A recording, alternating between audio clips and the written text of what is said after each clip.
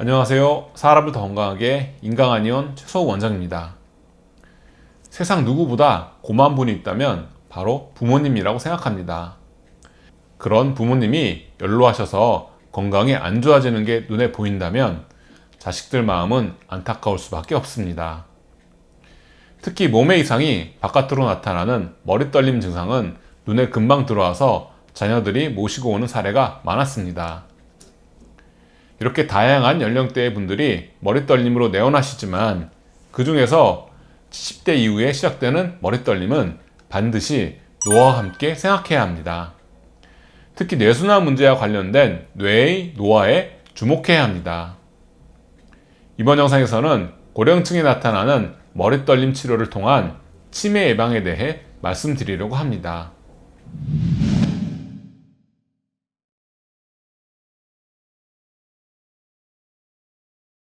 이해를 돕기 위해 실제 사례를 바탕으로 말씀드리겠습니다.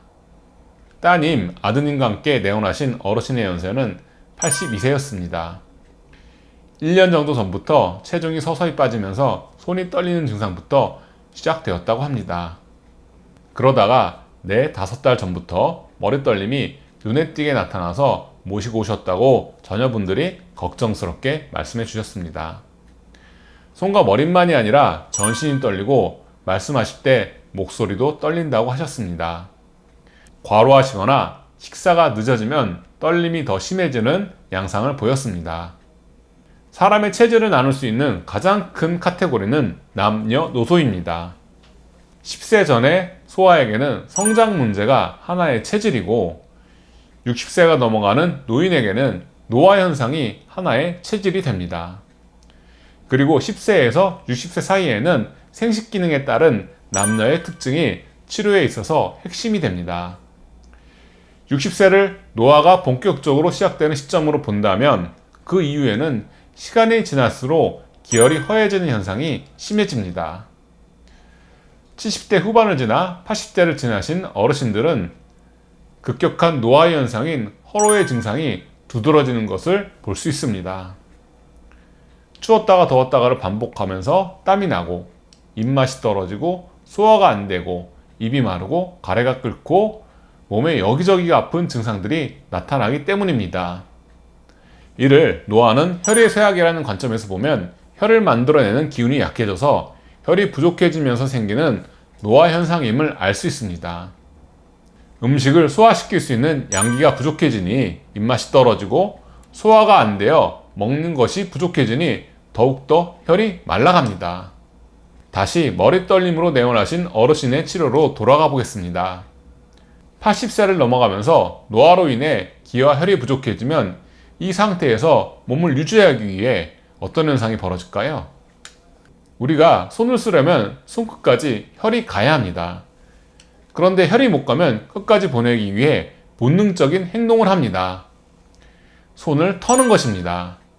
처음에는 팔, 다리로 가는 혈이 부족했다면 시간이 지날수록 우리 몸의 핵심인 뇌로 가는 혈액도 부족해지면서 머리떨림 현상까지 나타납니다.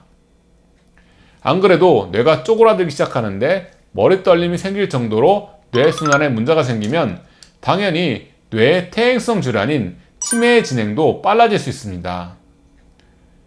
본 사례의 어르신은 치료 중에 인지기능 저하를 느낄 수 있었습니다. 같은 말씀을 되풀이 하시고 자녀분과의 의사소통도 원활하지 않았습니다.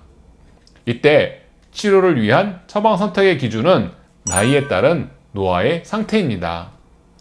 무엇보다 양기의 운행을 돋구어서 잘 먹게 만드는 것이 치료의 핵심입니다. 소화가 잘 되고 입맛이 돌기 시작해서 식사의 양이 늘어나면 혈이 보충되어서 원활해진 양기의 흐름을 따라 혈이 몸에 필요한 곳으로 잘 돌게 됩니다. 각백연수탕, 십전대보탕 등의 처방을 선용합니다. 우선 한 달 치료 후에 다시 배웠을 때 어르신의 상태가 많이 호전됨을 확인할 수 있었습니다. 입맛이 돌아왔고 머리와 손의 떨림은 빈도와 강도가 현저하게 감소했습니다. 가장 인상 깊은 점은 총기가 굉장히 좋아지셨다는 점과 안색이 밝아진 점입니다. 진료를 위해 드리는 질문을 잘 이해하시고 답변도 정확하게 하셔서 자녀분들께 물어봤더니 인지 기능이 많이 회복되셔서 감사하다는 말을 들을 수 있어서 보람을 느낄 수 있었습니다. 이상으로 이번 영상을 마치겠습니다. 감사합니다.